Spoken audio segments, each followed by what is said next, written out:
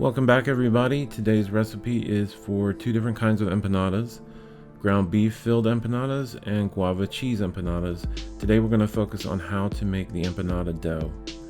To make the empanada dough, you're going to need a half teaspoon salt, 2 teaspoons sugar, 2 eggs, 4 tablespoons butter, which is melted and cooled, 2/3 cup chicken broth, which really gives the dough a good flavor, and then finally 3 cups of flour. Okay, we're going to start off by making the empanada dough. I'm using a stand mixer in the video, but of course you can make this in a bowl with your hands. It's really easy. Just add all the ingredients and the 2 cups of flour to begin with to the mixer using the dough hook.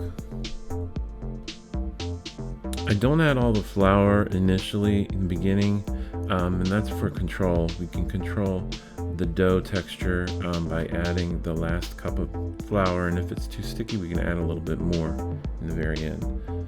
So I'm starting the mixing process here, moistening all of the ingredients, scraping down the bowl, running it again, and adding that last bit of flour there at the end. You'll eventually start to see a dough ball form, and then of course the sides of the bowl are going to start to come clean. That's usually a sign that you're almost there. Keep kneading that with the mixer for 3 or 4 minutes. And then if the dough is still sticky, you're going to add a little bit more flour at the end. This is not a yeast dough, but we do allow the dough to rest a little bit. I'm turning the dough out on a floured work surface here, forming a dough ball, and then I'm going to let that rest in the refrigerator for about 20 minutes. In this clip, I'm covering the dough with saran wrap, but before I do that, I spray it with a little canola oil so it won't stick to the plastic.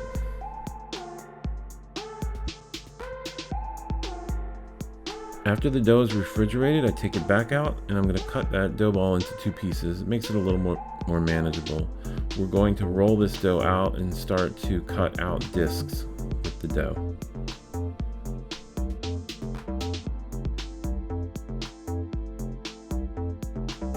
So I'm showing you here how to cut it 2 different ways.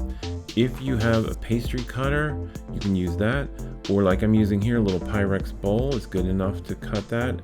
Forms about 4 inches around. Anywhere from 4 to 6 inches is good. And then I also have these pastry cutters, 5 inches around. I've seen people cut pastry and biscuits with cans also. So any of those are good. And then I add all of those to a pan, and I'm going to chill those discs in the refrigerator again. Makes it much easier to work with.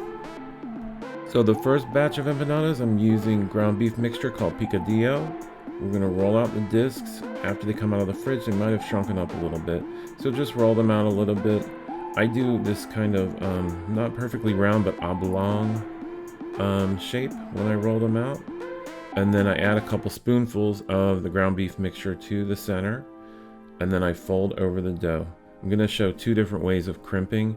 There's a way you can crimp the edges with your fingers and form like a little scallop around the edges. That's like a scalloped crimp. Or in the next clip, you're going to see me doing it with a fork. So on this one, I'm using a fork. I seal it around the edges, and then I just go around the edge with the fork. This is the way that we make hand pies in the South, and so it's good enough for empanadas too.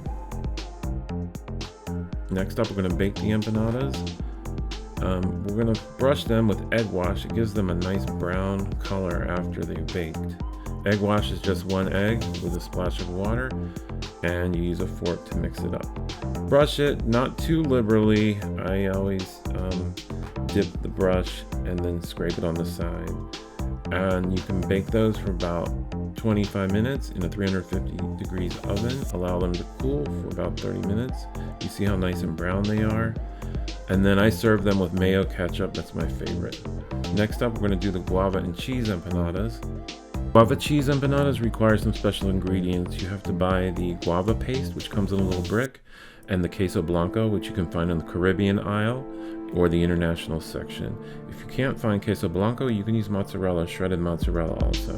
So I'm going to slice the guava and the cheese into slices and set those aside for filling the empanadas.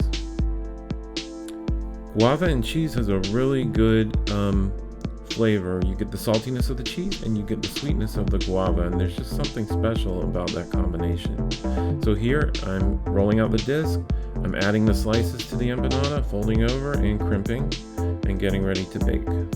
Same baking directions as with the ground beef empanadas. You're going to egg wash them and bake them on a 350-degree oven for about 25 to 30 minutes. Special word of warning about if you haven't had a guava empanada, that stuff gets really, really hot and messy. It's just like, imagine hot strawberry jam. It can get really hot, so allow them to cool a little bit longer than you did the ground beef empanadas. Here they all are after they baked, looking really delicious. I want to eat all of them. I hope you guys enjoyed this recipe. This is really for the empanada dough, and you can use this any type of filling with these empanadas. You can use ham and cheese, you can use Nutella. Makes a delicious empanada, whatever your filling is. Okay everybody, thanks for watching, and please subscribe to my YouTube channel, Cook, Bake, Learn. See you guys on the next recipe.